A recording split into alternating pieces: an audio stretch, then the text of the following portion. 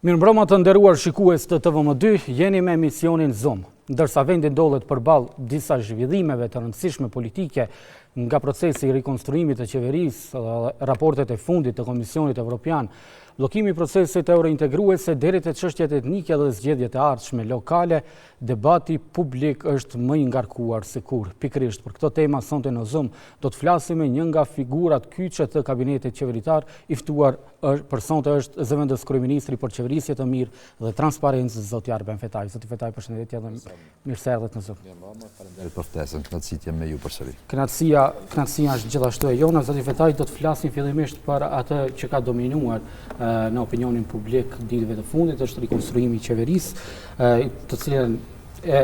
i cili është i pashmangshëm për shkak të asaj që edhe zoti Mexhiti mori detyrën e kryetarit të komunës së Çajirës dhe sigurisht që vendet e zbrasta të ministrive duhet të plotësohen. Deri ku janë bisedimet me kryeministrin Mickoski dhe kur pritet të finalizohet ky proces? Po saktësisht e thatë edhe ju, zoti Izet Mexhiti, i cili kishte dy role në qeveri deri më tani, derisa e mori mandatin e të parit të Çajirit pas zgjedhjeve lokale. Izet Mexhiti mbante pra rolin e zëvendës kryeministrit parë dhe ishte njëkohësisht edhe ministër i ambientit. Tash, gjatë fushatës, ju e keni parë se si koalicion vlen, kemi paralajmëruar se në kuadër të marrëveshjes së dakorduar para futjes në procesin zgjedhor lokal, jemi dakorduar që Bekim Sali do e merr rolin e zëvendës kryeministrit të parë pas zgjedhjeve lokale, pas fitores së Izet Mexhitit në Çajir. Dhe natyrisht në kuadër të ndarjes së institucioneve, së ministrive, Ministria e Ambientit i takon LD-s së Izet Mexhitit në kuadër të koalicionit vlen. Tash, ndërsa zoti Mexhiti kishte dy role në një person, tani do kemi dy persona për të përmbushur këto role dhe jemi në fazën përfundimtare, do thoja, dhe besojmë rreth shumë pak ditësh, po Bekim Sali do jetë zëvendës kryeministri i parë. Kjo është paralajmëruar gjatë zgjedhjeve dhe do realizohet. Ndërsa për ministër të ambientit, shumë shpejt do e dëgjoni emrin nga mandatari. Do jetë Mehmet Hoxha? Do e dëgjoni emrin nga mandatari, nuk jam mandatar, nuk du tash të futem në interpretime. Këto gjëra do dakordohen gjatë ditëve në vijim, shumë shpejt mandatari do dalë dhe do i komunikoj emrat e zëvendësimeve për rolet që duhet të plotësohen tani, se çfarë lëvizje do bëhen tash për të bërë vend për zotin Sali, si zëvendës kryeministër i parë. Këtë përsëri mandatari është duke i bërë konsultimet edhe me ne, po edhe me faktorë të ndryshëm dhe besoj që është përfolur në opinionin publik një shkëmbim i resoreve, pra në pozitën tuaj të vjen Bekim Sali, ndërsa ju të kaloni në resorin e eurointegrimeve, ku atje tani po udhëheq Orhan Murtezani. Ka të vërteta në këto? Shqipëni janë disa opsione për dalë deri te formula përfundimtare. Unë këtu përsëri nuk dua të prononcohem në lidhje me ndryshimet e mundshme. Unë jam zëvendës kryeministër përgjegjës për qeverisjen e mirë, jam komod në atë rol. Nëse duhet bëhet lëvizje, jam i hapur të diskutoj natyrisht për lëvizje në dobi të stabilitetit të koalicionit qeverisës, në dobi të stabilitetit në kuadër të qeverisë, por se deri në këtë moment nuk ka një formulë të dakorduar. Besoj që sot, nesër do ketë, do të thonë, këmbime intenzive dhe do akordohemi për formën që do marrin këto ndryshime. Këtu nuk bëhet fjalë për ndonjë riformatim të madh të qeverisë. Riformatimi më i madh me gjas do ndodh po në pranverë të vitit të ardhshëm. Në këtë fazë duhet të fokusohemi, të plotësojmë këto pozita që i kemi vakante për momentin dhe të vazhdojmë me tempon ton në kuadër të qeverisë, në mënyrë që mos krijohen zbrastira edhe në efektivitetin e institucioneve, në punët që do po bëhen në Ministri të Ambientit e kështu me radhë. Përmendet riformatimin e qeverisë, pikërisht këtu desha të dalë zoti Fetaj, bazuar në deklaratat e kryeministrit, por edhe të eksponentëve të vlenit, duket që një riformatim i qeverisë është i pashmangshëm. A do të kërkoni pozicione shtesë në qeveri? Disa njohës të çështjeve politike e mjaftë kanë komentuar këtë çështje duke thënë se tani me fitoren në shumicën e komunave shqiptare, ndoshta vleni e ka atë pozitë për të kërkuar më tepër resore në qeveri? Shqipni tash hisja është dakorduar në fillim të qeverisjes, vitin e kaluar, zgjedhjet lokale janë zgjedhje lokale, nuk prodhojnë drejt për drejt i pasojat në qeverisjen qendrore. Qeverisja qendrore varet nga numrat në parlament, dhe siç e dini, javëve të fundit dhe në veçanti pas fitores historike të koalicionit vlen në zgjedhjet lokale, impakti mund të jetë në drejtim të ndryshimit të numrave të shumicës parlamentare në kuvend. Ka kontakte me deputet nga opozita, nga gjitha taborët që janë aty. E shihni se AKI, siç e kemi thënë edhe gjatë fushatës, ngadal po shpërbëhet. Grupacioni i Zjadin Selës veç më është larguar nga AKI. Aty ka disa deputet, po ka deputet edhe brenda BDI-s që janë të pakënaqur dhe që kërkojnë shtigje të reja. Po ashtu nga ana e grupacionit të Taravarit, ka komunikime, është periudhë kogja intensive, si që thatë në fillim, ka kogja aktualitet dhe unë besoj që tendenca apo trendi që e shohim përpara është ai i rritjes së shumicës parlamentare me disa deputet që do braktisin AKI-n dhe grupacionet të tyre respektive për të përkrahur këtë shumicë parlamentare. Në fakt, një gjë e tillë, zoti Fetaj, po e paralajmëroni që nga fillimi, që nga formimi i kësaj qeverie, por rastësi të ndodhur. Kemi parë deklarata të shumta për transfere deputetësh, por një gjë e tillë nuk është realizuar. Po shihni, njerëzit kanë llogaritur. Pa i pa rezultatet e zgjedhjeve lokale, unë besoj se secili ka mund të llogarisë që AKI-ja, flas për ata që janë ande, mund të fiton. Ne i kishim sondazhet, e dishim qartë se jemi favorit në shumicën dërmuese të komunave. Rezultati ka dalë aty në kuadër të pritshmërive, ndoshta pak më mirë se sa ishin sondazhet nga ana jonë. Është, thash, fitore plebiscitare e cila ka thyer moralin dhe ka futur kampin tjetër AKI në një depresion. Ne kemi thënë që AKI do shpartallohet, më ka filluar shpartallimi i AKI-s, 4 deputet janë larguar tashmë, unë pres që edhe koalicioni i ngelur midis BDI-s dhe grupacionit të Taravarit do të ç'bëhet. BDI e shihni, do të ketë kongres në muajin dhjetor, aty pritet të ketë lëvizje të mëdha, sepse të gjithë zyrtarët e BDI-s thuajse pa përjashtim flas për kryesinë e ngushtë të BDI-s, nënkryetar, sekretar përgjithshëm e kështu me radhë, kanë humbur në vendbanimet e tyre, kanë humbur madje, kanë mësuar fiasko totale disa prej tyre me humbje 5-1, 6-1 në vendbanimet tyre, dhe natyrisht aty do ketë zhvillime dhe njëjta vlen edhe për sa u përket deputetëve. Deputetët e BDI-s sot e shohin që BDI ka marrë fund, se BDI ka mësuar fiasko, katastrofë në këto zgjedhje, dhe se e ardhmen nuk është më BDI. Unë e shoh që vlen e ka tashmë terrenin hapur thuajse për një dekadë, këtë mandat po edhe mandatin tjetër, dhe se nuk kemi më realisht alternativ në kampin shqiptar karshi vlenit. E kemi një opozit të çoroditur, një opozit që ishte grupuar aty dhe bashkuar për interese puro personale dhe klanore, ata e keni pa në fushat, nuk ja zgjatën as dorën njëri tjetrit, nuk i pa mas në dubime bashkarisht. Pra bëhet fjalë për një koalicion të interesit të ngushtë të krerëve të atyre grupacioneve dhe natyrshëm ky koalicion e kemi ditë se nuk mbijeton dhe nuk do mbijeton. Po zoti Fetaj, nëse janë të mirë se ardhur, duhet të flasim edhe disa prej tyre dhe të shohim se cilat mund t'i bashkangjitet shumicës parlamentare. Nëse bashkimi i tyre ka qenë vetëm për interes personal, atëherë çfarë i bie paralajmërimi juaj për transfer deputetësh, pra për të marrë deputet nga BDI, nga Taravari, nga Sela në këtë rast? A nuk i bie e njëjta? Jo, unë fola për interesin e ngushtë të bartësve, të krerëve të këtyre grupacioneve që shkelën çdo parim, çdo fjalë që e kanë thënë për Po cili do të jetë përfitimi i qytetarëve nëse deputet të caktuar kalojnë shumicën parlamentare? Unë besoj që duhet të sigurojmë badinterin. Kjo është një prej qëllimeve të koalicionit, qeverisës, tani e tutje.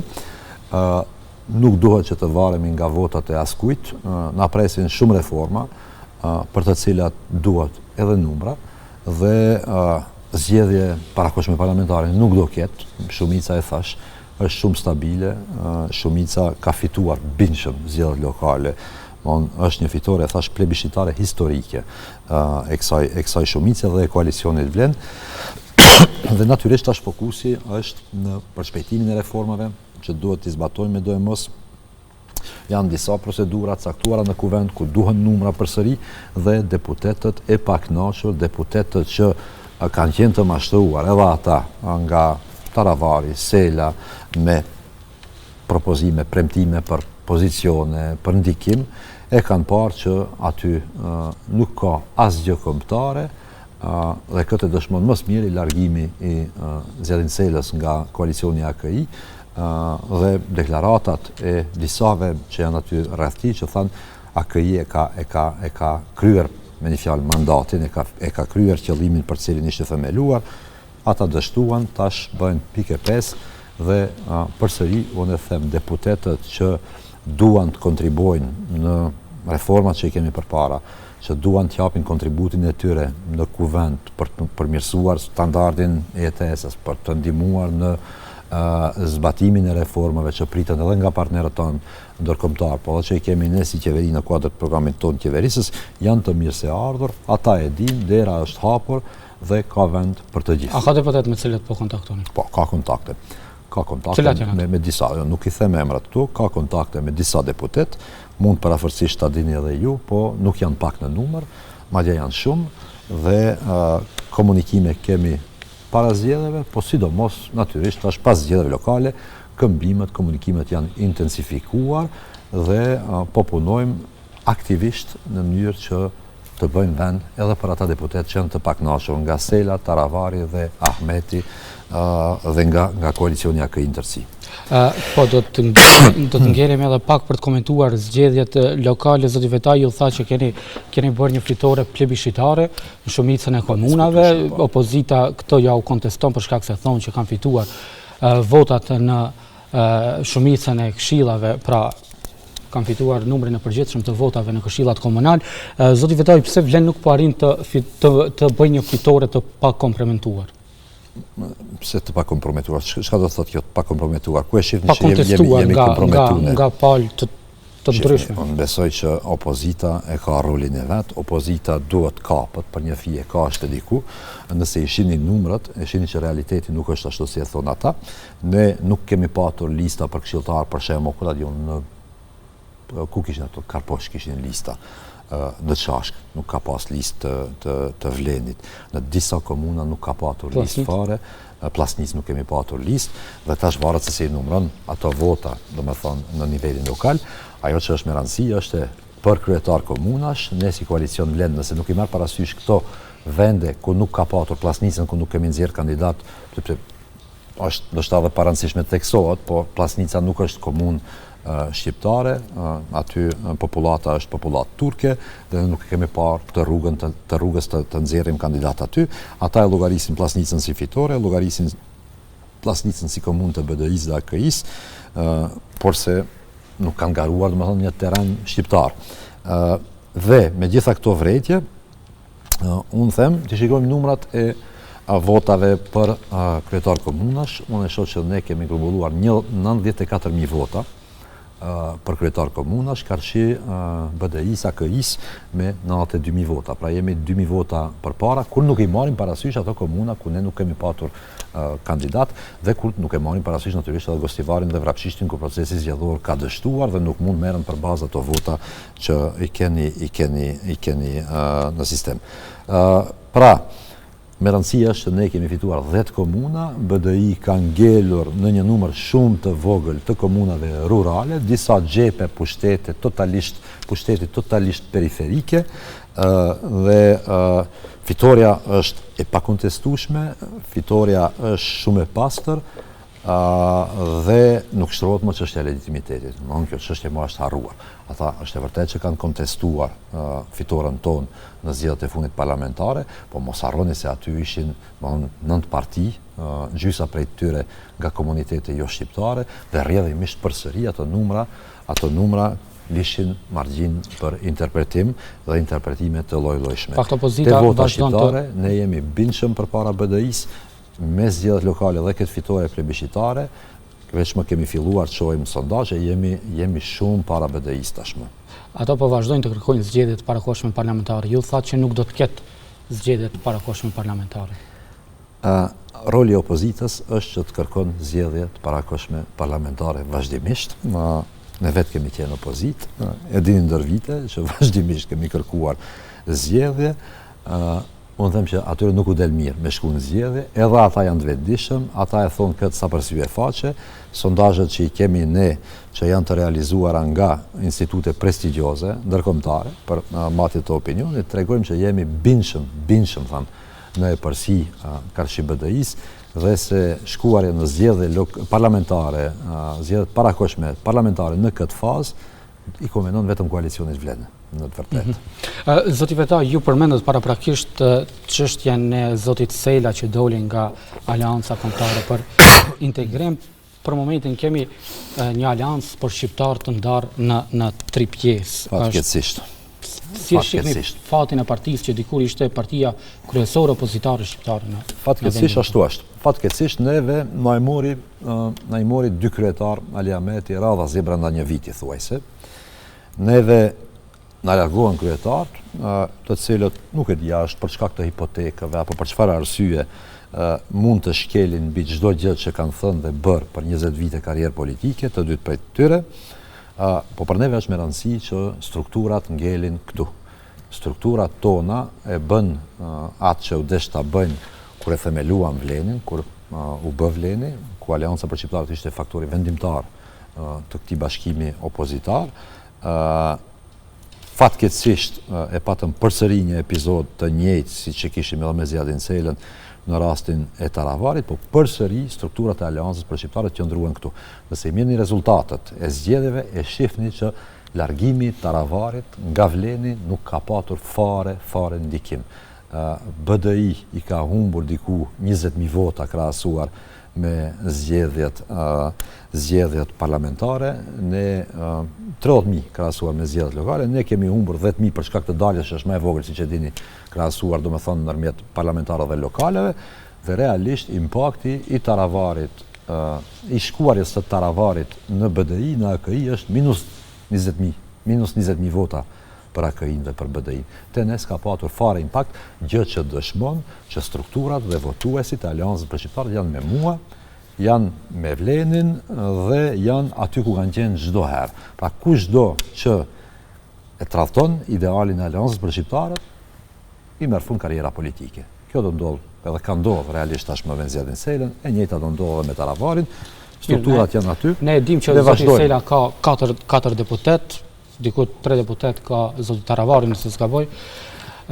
Shkanë se këto bashkëpunojnë njëri me tjetrin. Atëherë, cili do të ishte pozicioni juaj, zoti Vetaj?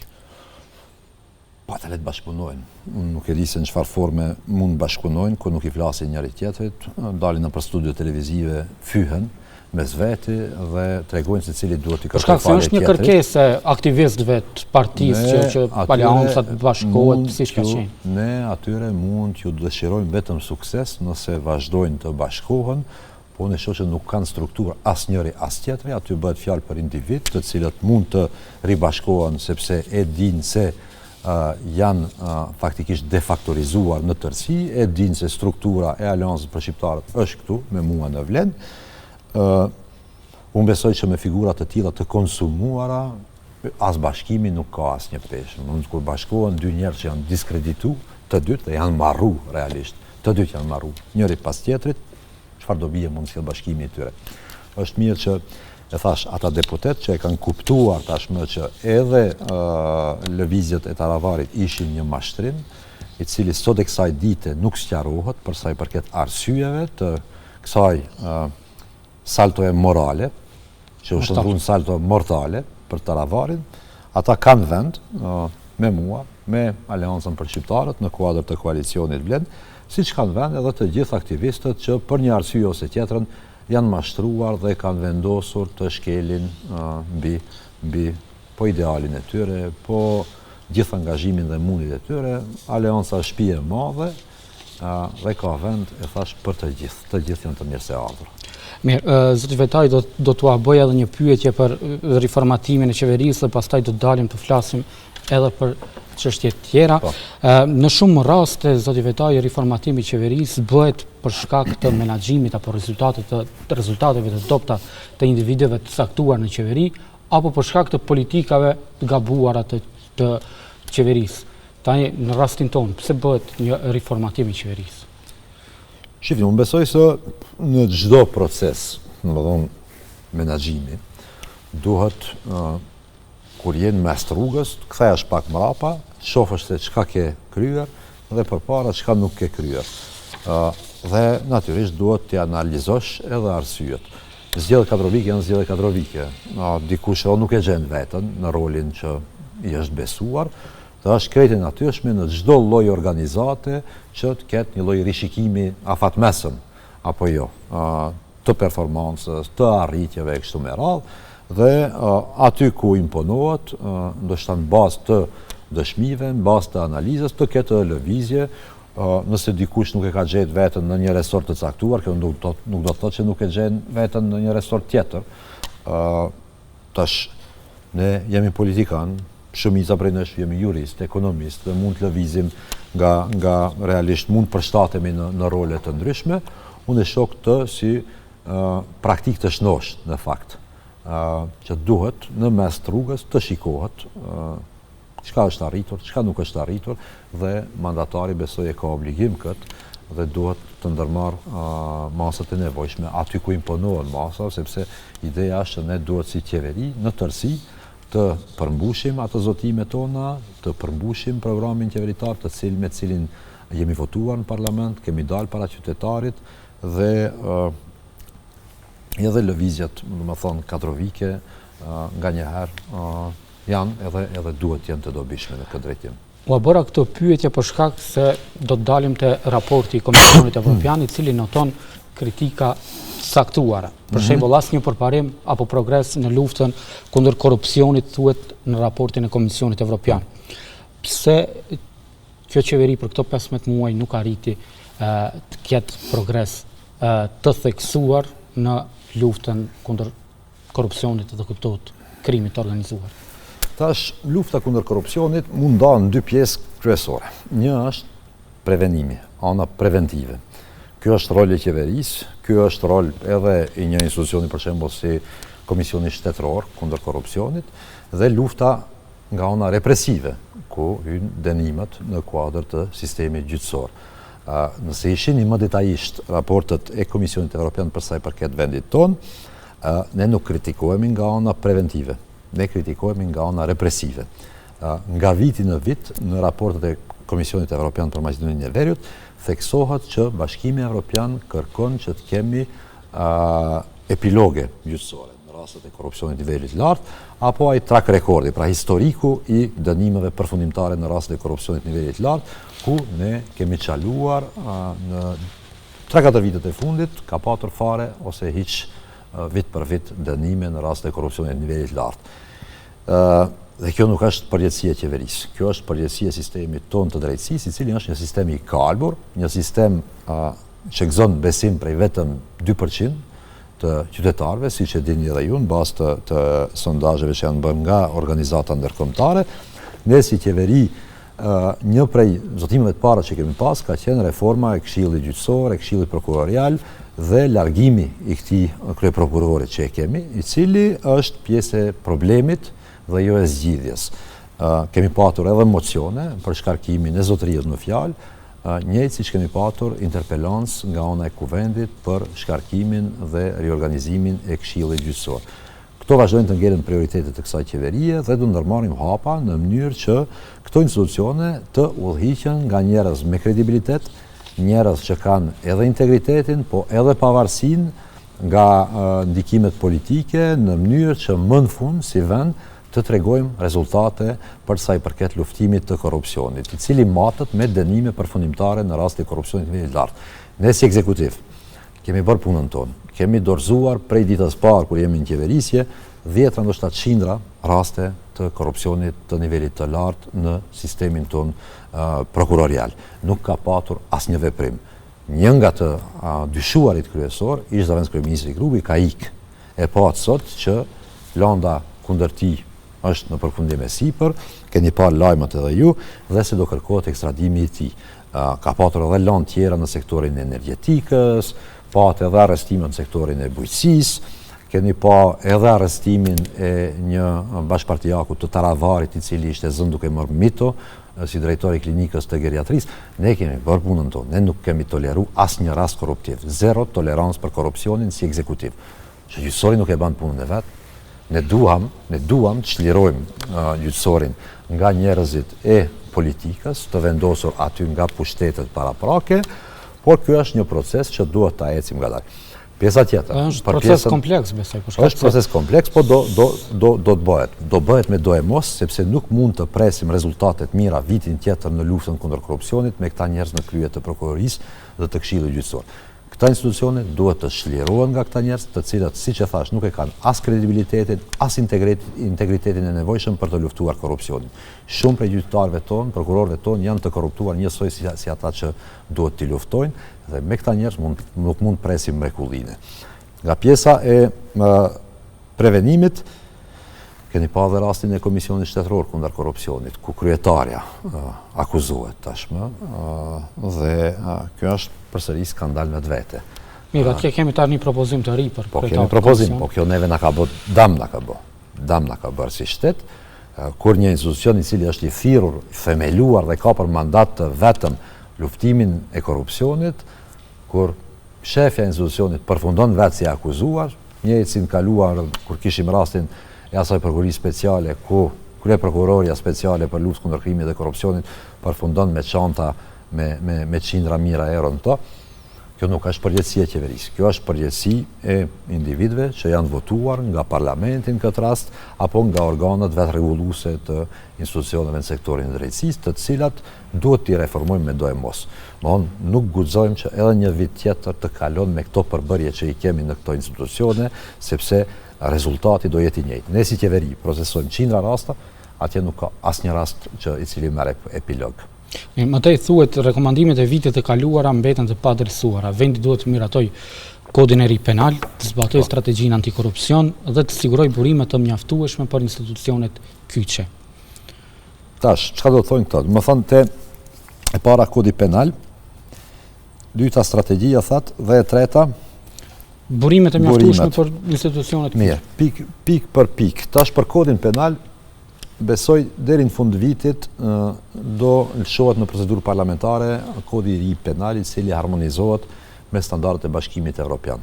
Për sa i përket kësaj çështje, dhe kjo pjesë mbyllet deri në fund të këtij viti, është pjesë e zotimeve tona si ekzekutiv, është pjesë e obligimeve tona në kuadër të agjendës së reformave. Çështja e kodit penal e dini që është një çështje e trashëguar. Nuk e kemi bërë dëmin ne. Dëmin e kanë bërë BDI dhe SDSM në vitin 2023, kur vendosën të ndryshojnë kodin penal për të shkaktuar, domethënë për të krijuar një sistem të organizuar të vjetërsimit të lëndëve të korrupsionit nivelit lartë, për të kthyer Gruevskin nga Budapesti dhe për të liruar Mijalkovin nga akuzat të cilat rëndonin mbi të. Dhe krahas asaj edhe shumë zyrtar të BDI-s dhe SDSM-s të cilët kanë përfituar nga ky sistem, aty bën pjesë edhe grupacioni Zjadin Selës, e mbanin mend kush ishte ministri i drejtësisë në atë kohë dhe kush e ka propozuar këtë kod penal. Këta njerëz fillimisht duhet të distancohen nga ato ndryshime që kanë bërë shumë dëm vendit, shumë dëm i kanë bërë për 2 vite. Pas asaj ka nisë procedura edhe në gjykatën kushtetuese, e dini vendimin e gjykatës kushtetuese në lidhje me këtë pikë. Ne si qeveri e thash deri në fund të vitit e mbyllim këtë pjesë dhe kodi i ri penal lëshohet në procedurë parlamentare. Tash për sa i përket strategjisë antikorrupsion, kjo na kthen te Komisioni Shtetëror për parandalimin e korrupsionit, i cili është institucioni bartës. Unë e kam thënë edhe më herët, edhe në fillim të mandatit. Ne kemi në letër strategji shumë mira, por kur e sheh zbatimin, nga vitin vit e sheh që janë zbatuar ndoshta 10% të masave, më shumë të 18%, po më duket vitin e kaluar, gjë që tregon për një dështim të këtij komisioni antikorrupsion për të zbatuar strategjinë shtetërore me të cilën udhëheq. Arsyet i kuptuam së fundmi, se aty nuk u ka zonjës në fjalë, nuk i ka interesuar shumë ndoshta ecja e këtij procesi, sa i kanë interesu disa procese tjera. Për sa i përket burimeve, unë dje e shikova një raport të Këshillit të Evropës për sa i përket nivelit të financimit të institucioneve gjyqësore në zonën e Këshillit të Evropës, që është Evropa, Bashkimi Evropian Plus. Ne jemi diku, më duket ndërmjet 0.35-0.38 të brutoprodhimit kombëtar të investuar në sektorin e drejtësisë, që është shumë më mirë se shumë shtetet rajonit. Shumë shtetet rajonit dhe të BE-s, Franca më duket është diku 0.21, Belgjika aty dikun nën 0.3, me sa më në mend numrat, dhe realisht për sa i përket investimit, krahasuar me praktikën e Këshillit të Evropës dhe shteteve të BE-s, rrjedhimisht Maqedonia e Veriut nuk qëndron keq. Ne kemi atë 0.8 si target, po ai target nuk është shumë realist sepse duhet shifësh edhe përvojën e vendeve tjera. Niveli investimeve është okay. Problemi është në shtatë e shpërndarja e këtyre investimeve, duhet në shtatë pajisje më moderne, përhetime efektive e kështu me radhë. Çështja e rrogave të gjyqtarëve dhe prokurorëve është çështje qesharake. Ka gjyqtarë dhe prokurorë në vendin tonë që fitojnë më tepër bashkë me bonuset më tepër se 3.000 euro në muaj. Unë si Zavendës kryeministër fitoj diku 1.850 euro. Po ku është logjika që një prokuror, cili do qoftë një gjyqtar i rëndom të fiton 2 fishin gati e rrogës së një ministrit. Çfarë motivimi shtesë u duhet atyre njerëzve që të bëjnë punën e tyre ashtu si duhet? Duhet të ulen rrogat? Jo, po them që duhet të ulen, po them që nuk duhet të reduktohet i tërë debatit e çështja e rrogave. Domethënë ne prej prokurorëve, gjyqtarëve dëgjojmë që ata ankohen vazhdimisht me nivelin e rrogave dhe kërkojnë rroga më të mëdha. Unë e them që ata fitojnë 2 fishin e rrogës së një ministri dhe ajo është pagë goxha e lartë. Është pagë që është gati po 7-8 fishi i pagës mesatare apo minimale në vendin tonë. Gjithatë edhe puna e tyre është pak më komplekse, për shkak se duhet ta luftojnë krimin e organizuar, duhet ta luftojnë mafian, çështje të ndryshme. Unë besoj që përsëri debati nuk guxon asesi të reduktohet vetëm te çështja e pagës. Bëjmë një Katica Janeva, bashkë me bonuse sa mirënin në muaj. Duke në bazë raportime mediatike, ishin diku te 5.000 euro. Bashkë me bonuse. Kishte bonuse të jashtëzakonshme aty. Dhe kishin pagat majme që mund krahasohen me një prokuror në një vend antar të Bashkimit Evropian, po prapë përfunduan me çanta Louis Vuitton duke bajtur qindra mijëra euro në to. Pra, te këta njerëz që janë kriminogjen në esencë, për një pjesë prej tyre, paga nuk sjell kurfar dobije. Ajo që sjell dobi është reformimi i sistemit në mënyrë që të ketë kontrole për sa i përket efektivitetit të gjyqtarëve dhe prokurorëve në lëndët me të cilat udhëheqin, që të ketë masa disiplinore aty ku nevojitet, që të ketë procedura më të qarta, bazuar në merit, bazuar në punë, për sa i përket avancimeve në sistemin e drejtësisë e kështu me radhë, pra të ketë mekanizma kontrolli dhe sankcionimi për ata individ të cilët nuk e bëjnë punën e vet. Unë e marr shpesh një shembull tjetër, si e kishte fjalën e emrin ai gjyqtari që u fut në listën e zezë amerikane bashkë me Artan Grubit, Bexheti si ishte, Enver Bexheti, u desht gati një vit më të largohet ai njeri prej sistemit gjyqësor, një vit u desht Këshilli gjyqësor, pas futjes së tij në listën amerikane, cila ndodhi në 9 dhjetor të vitit të kaluar, ai u largua, po më duket para 2 javëve dhe ditëve. Është normale kjo gjë. Kjo s'është e tolerueshme. Nuk guxon një njeri e tillë, gjyqtar i tillë, i cili është i korruptuar, vendosët bardhëzi nga State Department që ai është i korruptuar. Edhe ti e lejon atë njerit vepron me sistemit për 11 muaj tjerë me radhë, kjo ndodh vetëm në vendin tonë.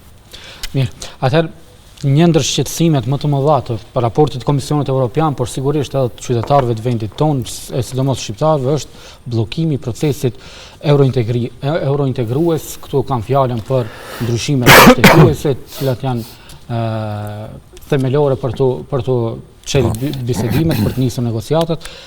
A do të ngrit zërin vlen më shumë në qeveri për çështjen e ndryshimeve kushtetuese, zoti Fetaj, për shkak se gjatë kësaj periudhe nuk është që e keni përmendur shumë çështjen e ndryshimeve kushtetuese. E keni pasur prioritet, siç na keni thënë, gjatë formimit të kësaj shumice parlamentare të kësaj qeverie, por prej atëherë nuk e keni përmendur më këtë çështje. Kjo analizë nuk qëndron, vlen udhëheq me Ministrinë e Integrimit Evropian, siç e dini, dhe dëshmon çdo ditë me punë që është faktor kyç për sa i përket agjendës evropiane, për sa i përket zbatimit të agjendës të reformave dhe shtytjes në nivel politik të përshmetimit të rrugtimit evropian të vendit. Çështja e ndryshimeve kushtetuese është çështje e komplikuar, nga më thonë, e cila nuk varet vetëm nga vlen. Po vetëm t'ua kujtoj se kishit edhe afate gjatë formimit qeverisë që do ta lëshojmë qeverinë. Afatët i ka dhënë zoti Taravari gjatë fushatës së tij presidenciale, ka vendosur t'jap afate, pastaj nuk e ka hap gojen asnjëherë për sa i përket kësaj çështje. Çështja është që ky është një problem, më thonë, që është kogja i komplikuar, siç e dini, po të kishte qenë aq i lehtë dhe po të ishte varur nga vlen apo nga deputetët shqiptar, çështja mbase do ishte zgjidhur, por se kemi patur një situatë, domethënë të gjatë, jo stabilitetin në Bullgari dhe nuk ka patur aty bashkëbisedues, ka kontakte më të shpeshta edhe me Bullgarinë, po ka edhe kontakte shumë të rregullta me Bashkimin Evropian dhe Shtetet e Bashkuara të Amerikës dhe punohet në gjetjen e një zgjidhje për sa i përket, më thonë, çështjes garancave që duhet të kemi si vend, se me ndryshimet kushtetuese që janë, poshta me vetiu kogja thjeshtë, duhet të futet pakica bullgare në preambullën e kushtetutës, duhet kemi garanca në një mënyrë ose tjetrën që pas plotësimit të këtij kushti nuk do ketë kushte shtesë për vazhdimin e rrugtimit evropian zyrtar të vendit. Të Bashkimit Evropian e ka thënë qartë që për momentin nuk do të ketë garanca të tilla. Unë besoj që kur ka vullnet, ka edhe zgjidhje. Vullneti nga ana e kësaj qeverie ekziston, integrimi evropian është prioritet i prioriteteve, veçanërisht për koalicionin vlen, më kjo është e padiskutueshme. Ne e dimë se qytetarët shqiptarët e këtij vendi 95% duan të shohin vendin të integruar në Bashkimin Evropian.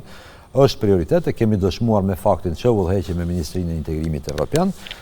Duam t'i japim mundësi,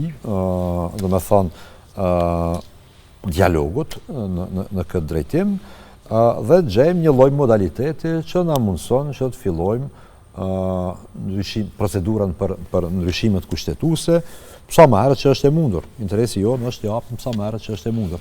Por se duhet të gjendet modaliteti tashmë. Çka nëse nuk ndodhin, zoti Vetaj, nëse nuk miratohen ndryshimet kushtetuese deri në fund të mandatit apo edhe më tej, a do të jeni në gjendje edhe ta shqyrtoni bashkëpunimin tuaj me VMRO-DPMN apo pjesëmarrjen në qeveri, për shkak se e dim periudhën 2008-2016, periudhën kur VMRO-DPMN e qeverisi këtë vend. Nuk guxojmë të futemi në një skenar të ri të Bukureshtit. Po mund të na jepni garanca që nuk do të futemi në nuk do të futemi në skenar të Budapeshtit, të Bukureshtit. Ne duhet, e thash, gjatë javëve muajve në vijim, do ketë lëvizje në këtë drejtim, edhe besoj që do të gjendet modaliteti i cili na mundson që të realizojmë këto ndryshime kushtetuese, marrim një lloj garance, siç e thash, dhe të ecim përpara, të zëjmë hapin dhe të integrojmë vendit në Bashkimin Evropian brenda këtij mandati ose në fillim të mandatit tjetër. Zoti Vetaj, me që jemi në muajin nëntor, muajin ky i rëndësishëm historikisht për shqiptarët, kisha dashur të flasim në lidhje me disa çështje etnike, të cilat edhe kanë dominuar edhe diskursin publik që prej fillimit të kësaj qeverie. Çështja e gjuhës shqipe. Zoti Vetaj, e dim që gjuha shqipe ende definohet në kushtetutë me termin 20%. A keni në plan ta shtyni këtë çështje përpara? Kjo është pjesë e programit koalicionit Vlen dhe çështje që do të diskutohet në momentin e parë që fillon procedura për amandamentimin e kushtetutës. Duhet të ulemi me partnerët e koalicionit të flasim këtë çështje. Ju e dini që para formimit të kësaj qeverie, kryeministri Mickoski vetë ka thënë që është i hapur për diskutuar këtë çështje dhe për të hequr këtë definicion në përqindje të gjuhës shqipe në kushtetutën e vendit. Tash, kur të hapet kushtetuta, hapet edhe kjo temë, edhe besoj do gjejmë. Edhe këtë çështje ai ka përmendur më shumë kur ka qenë në opozitë, do gjejmë dakotim. Po fjalë publike e thënë, ka treguar gatishmëri, gjë të cilën shumë të tjerë nuk e kanë bërë, madje vetë ish funksionar shqiptar, ish ministra shqiptar, e marrin me një Bujar Osmani që thoshte nuk ka nevojë të preket 20% që mos t'u japim alibi deputetëve Maqedonas. Ka pas shqiptarë që kanë qenë për mbajtjen 20%. Kryeministri Mickovski vetë ka thonë që është i gatshëm të dialogon për këtë çështje, e thash, është pjesë e programit ton si koalicion vlen dhe çështje që do adresohet në momentin e duhur. Në shkurt është paralajmëruar seanca për ligjin për përdorimin e të gjykatës kushtetuese për disa nenët të ligjit për gjuhën shqipe. A keni takat për të ndalur ndonjë atak të mundshëm gjuhës shqipe nëse na përsëritet ajo skene e Çka i bie kjo, keni takat? Si ja kemi takat? 12 muajve. A keni fuqi politike për parandaluar diçka të tillë? Pyetja nuk e keni shtruar mirë. Pse mendoni se nuk është? Takat besoj kemi dëshmu që koalicioni vlen ka edhe dijen edhe takatin për të dalë në ballë edhe për të ecur procese të cilat BDI nuk i ka realizuar asnjëherë për Miqerakshekun në pushtet. Unë personalisht kam punuar një 6 muaj në sjelljen e ligjit për përfaqësim të drejtë dhe adekuat që ishte dashur të realizohet që ishte në vitin 2004. Kur ta kanë ardhur me gjithat legitimitet, e kanë lënë parimin në letër, në kushtetut, por asnjëherë nuk kanë sjell ligj. Thonë, s'ka nevojë ligji, nuk bëhet ligji, s'ka disponim për ligjit. Unë për 6 muaj, si zëvendës kryeministri, e kam mbyllur proces. Tash gjatë ditëve të vijim presim mendimin e Komisionit të Venecias në lidhje me projekt ligjin që e kemi dorëzuar dhe miratuar në qeveri. Çështja e gjuhës është përsëri një çështje e trashëguar. A më ndihmon kush ka qenë kryetari i gjykatës kushtetuese gjithë ato vite sa lëndët që kundërshtonin ligjin për përdorimin e gjuhëve ishin aty në gjykatë kushtetuese në Parfjoka. Sali Murat. Kush është Sali Murat sot? Është deputet i BDI-s. Nga erdhi ky njeri? Ku ishte përpara? A ka qenë ndonjë antar i BDI-s? A ka parti të vetën? Pse erdhi si deputet në BDI? A u shpërbly ndoshta për punën që ja u ka kryer atje?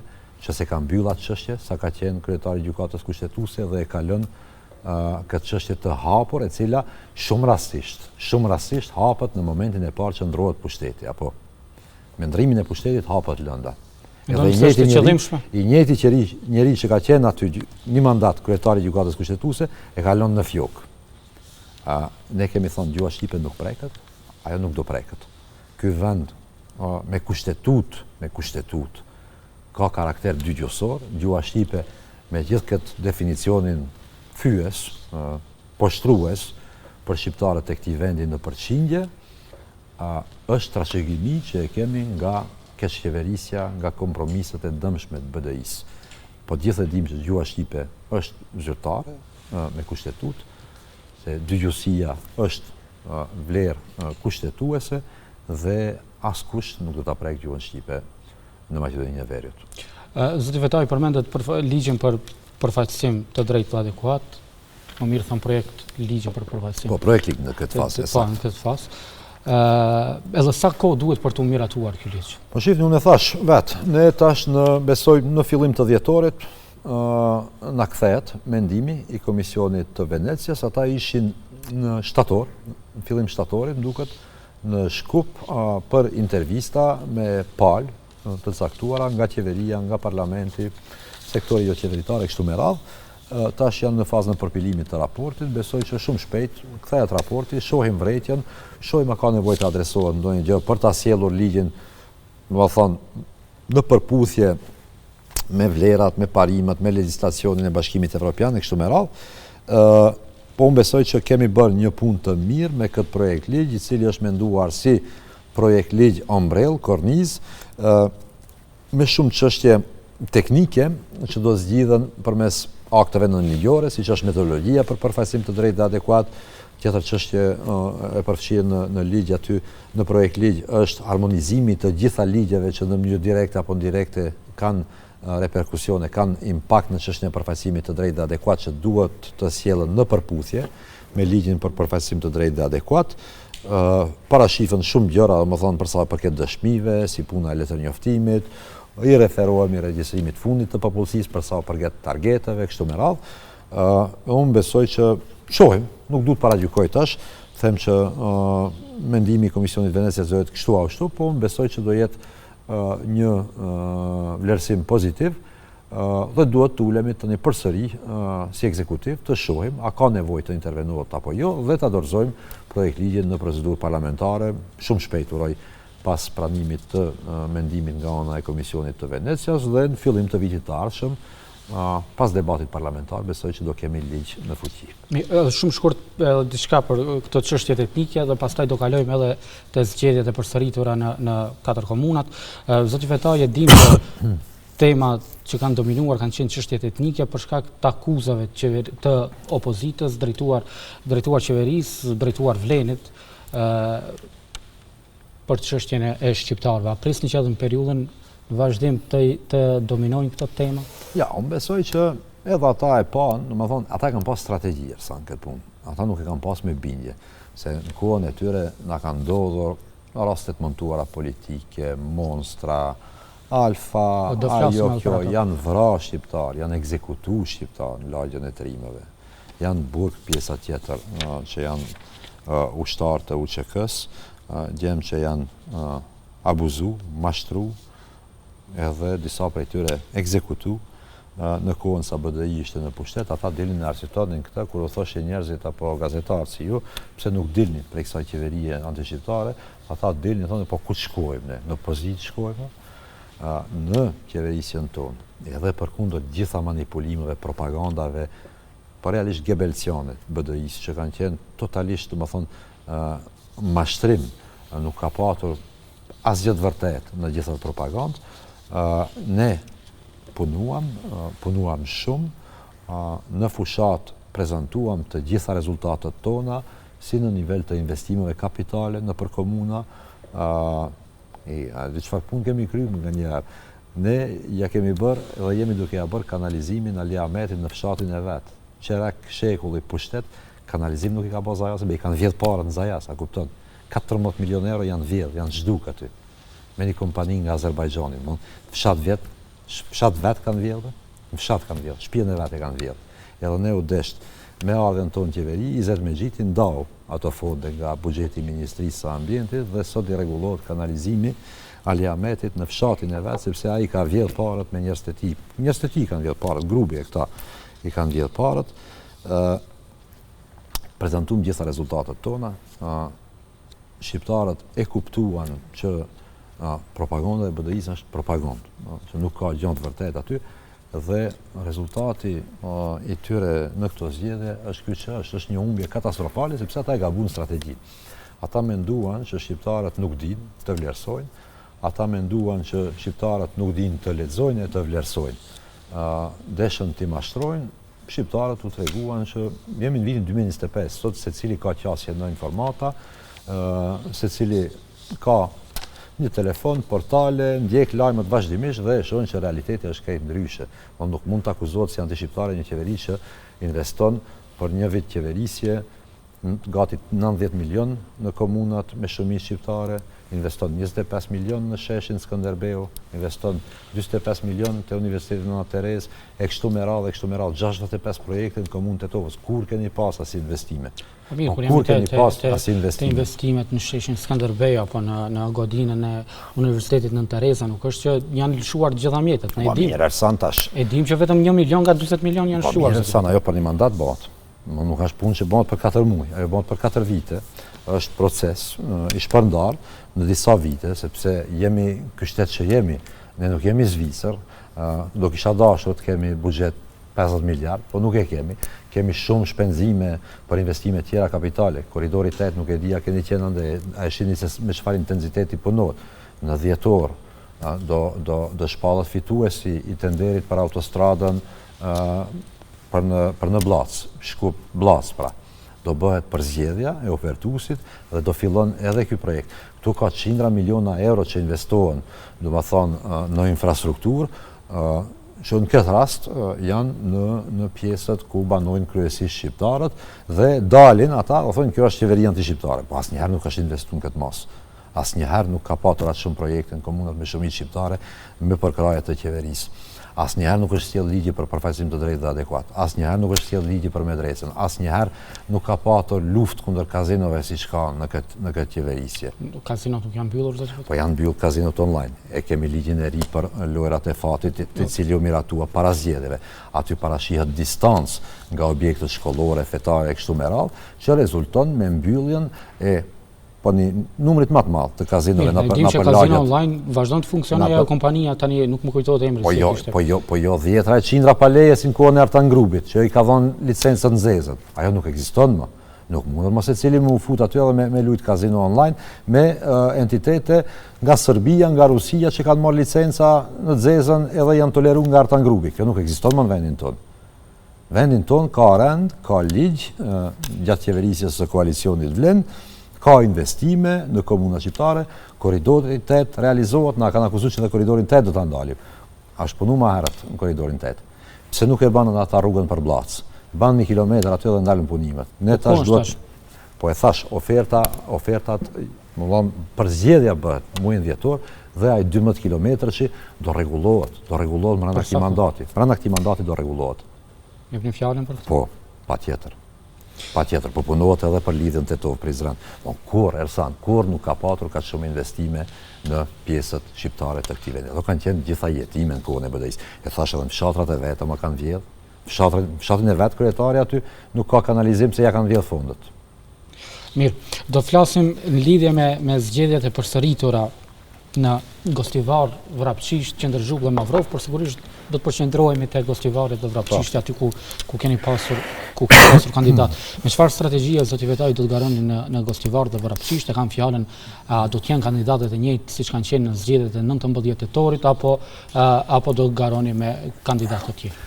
Ne sot në qeveri, siç e dini, kemi emëruar të besuarit e qeverisë pas dështimit të procesit zgjedhor në Gostivar, Vrapçisht, Mavrov, Rostush, si dhe Qendër Zhup.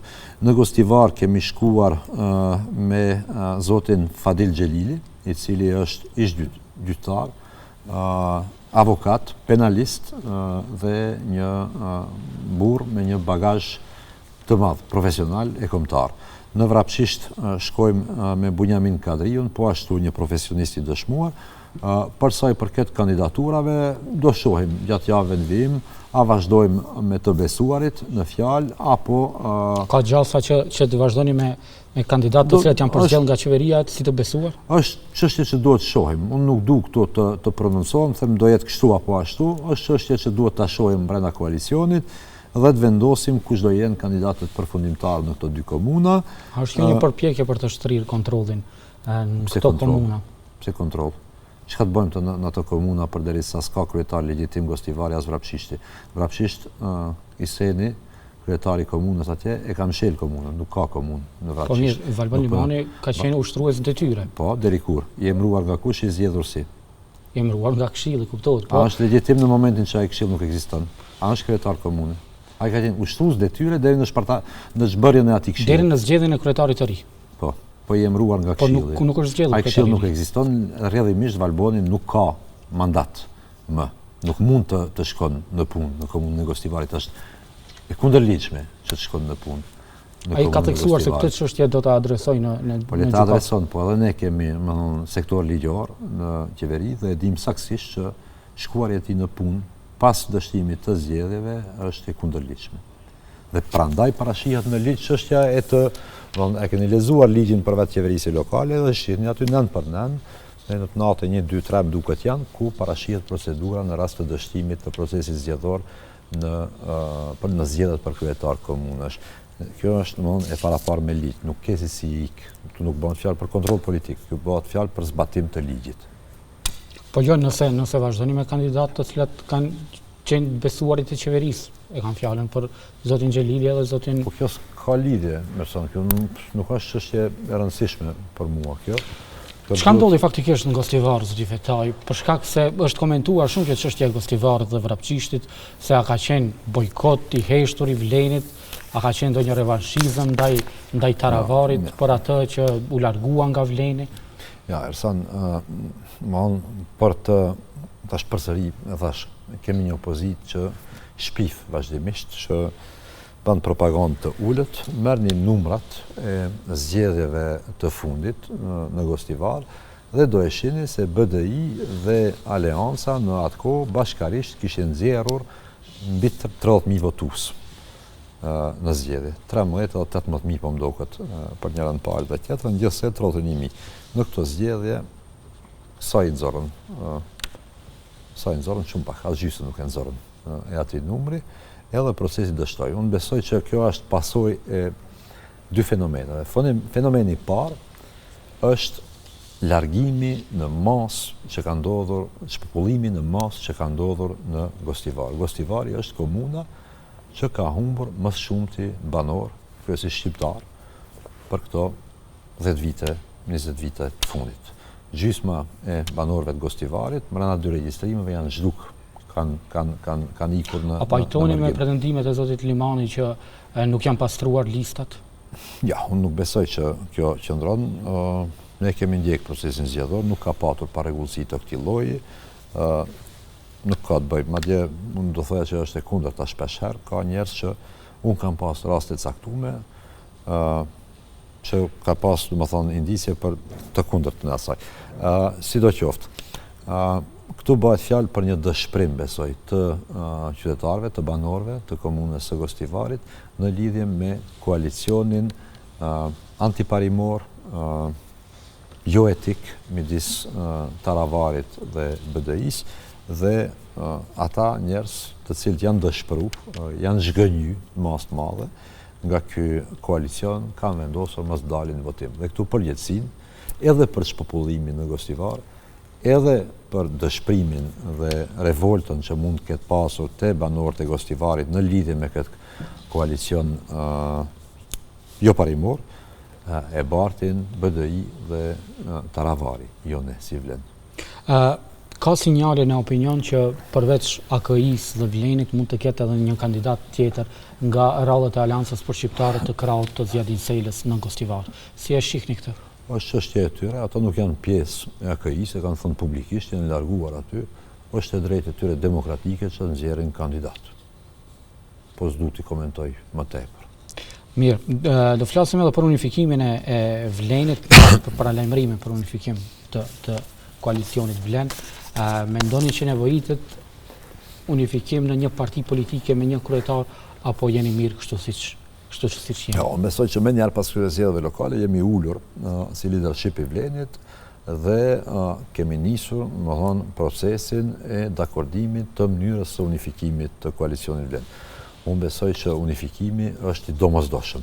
Tash forma që mund të marrë ky unifikim mbetet për të definu, sepse është çështje e konsensusit midis katër liderëve.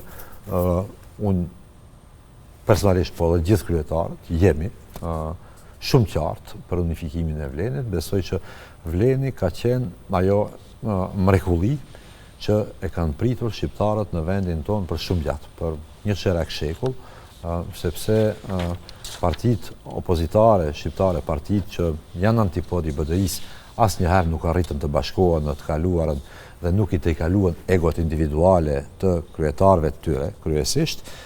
Ne e bëm atë mrekulli, kjo gjenerat e bëri atë mrekulli që është shembull edhe për shqiptarët në vizat tjera. Qoftë Lugin Preshevës, qoftë Malin e Zi, që kur ka vullnet për të hequr një të keqe, të madhe, siç është BDI-ja, shqiptarët dinë të bashkohen. Dinë të bashkohen sepse u preket interesi edhe kombëtar nga një subjekt. Është diskutuar puna e kryetarit dhe a keni ambicie jo për kryetarin? Kjo është çështja për mua më periferike këtij debati. Për mua është me rëndësi që të definojmë mënyrën e strukturimit të një Vleni të unifikuar. Çështja e kryetarit duhet të vijë krejt në fund, të dakordohet edhe mënyra, ka forma të lloj-llojshme për këtë. Mund të jetë një kryetar, mund të ketë 2 bashkryetar, mund të ketë rotacion, pa rotacion. Kjo është çështja që vjen krejt në fund. Unë jam që parimisht të diskutohet në nivel organizativ se si duhet të ndodhë ky unifikim, kjo shkrirje, cilat organe duhet t'i kemi, me cilat kompetenca, çka ndodh me strukturat poshtë e kështu me radhë, në çfarë forme ecim drejt këtij unifikimi, me çfarë kalendari, dhe më besoj kur është vullneti, çështja e kryetarit bëhet totalisht e parëndësishme sipas meje, secili aty mund t'i pri këtij procesi në formate, në forma të ndryshme, të cilat duhet t'i dakordojmë bashkarisht aty si leadership, edhe të gjejmë metodën më optimale, më konsensuale për të ecur përpara. Po jemi në fund të emisionit, edhe një pyetje për fund zoti Fetaju, jo paraprakisht përmendet raste të montuara në një periudhë kur po dominojnë akuzat dhe kundërakuzat në adresë qeveri, prokurori, gjykata. Së fundmi ka reaguar edhe Agim Islami, i akuzuari për rastin Alfa, më falni, ku pas kritikave të hapura të kryeministrit ndaj gjykatës Kacar, s'ka i ftoi që kryeministri të mundësoj rishqyrtimin e lëndës të rastit të Alfa. Ju si vlen, çfarë bëni për rastet e montuara, zoti Fetaj, për shkak se ka qenë premtim i juaj se do të merreni me këto raste? Që rastet e montuara politike kundër shqiptarëve që kanë ndodhur gjatë qeverisjes së BDI-s në vendin tonë janë plagë e hapur. Unë të bashkakuzuar rinë e zotit e zotriot në fjalë e kam edhe vendas. Regjaji Qerimi më shumë afër meje atje, familja e tij, dhe është plagë jona kolektive. Fatkeqësisht ky sistem i drejtësisë për të cilin biseduam në fillim, i cili është sistem i kapur, indikuar nga politika, ku veprojnë klanet e lloj-llojshme, ka arsyetuar shpesh herë edhe ka dënuar këta njerëz, të cilat shumicën dërmuese prej tyre ka dëshmi, siç është për rasti Alfa, që janë të pafajshëm, aty është një super ekspertizë. Kjo besoj që kur do kemi një sistem gjyqësor të çliruar nga dikimet e lloj-llojshme dhe nga këto klane, këto çështje do marrin epilog. Ne natyrisht që punojmë në background. Apo bëni presion? Ne natyrisht që punojmë në background. Fjala presion nuk është e duhur, domethënë politika nuk guxon të bën presion mbi gjyqësorin. Po ndonjëherë nuk guxon të bën presion mbi gjyqësorin. Gjyqësori duhet të reformohet, duhet të ndryshohen atë njerëzit që nuk kanë integritet, njerëzit që janë të korruptuar, njerëzit që nuk kanë pavarësi, duhet të largohen në mënyrë që të kemi një drejtësi e cila është efektive, e cila është e pavarur dhe e cila nuk lejon që rastet e montuara të marrin epilogje të tilla, po e cila edhe duhet të rigjykon atëherë kur ka dëshmi të qarta që të akuzuarit në fjalë janë të pafajshëm dhe dëshmitë sigurisht duhet të shqyrtohen dhe do të shqyrtohen. Mirë, atëherë zoti Fetaj, faleminderit që ishit bashkë me ne në këtë bisedë për më tepër se një orë për të diskutuar çështje të ndryshme, por sigurisht me interes për publikun. Faleminderit Ersani, ishte kënaqësi.